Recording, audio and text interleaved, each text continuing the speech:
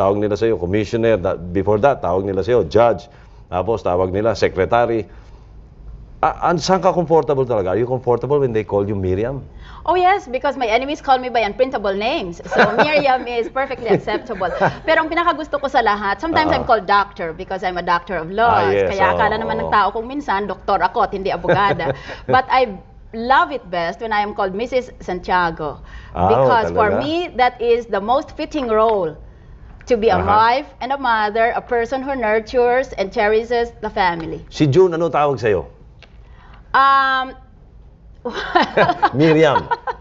I was going to say, Miriam. it depends on where we are. Hindi, pag sweet siya, pag sweet.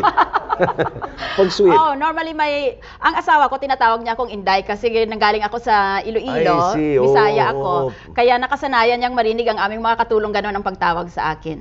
I see. Lalo-lalo pag may kasalanan siya, limbawa ginabi siya. Inday yung tawag siya. Ano tawag mo sa kanya?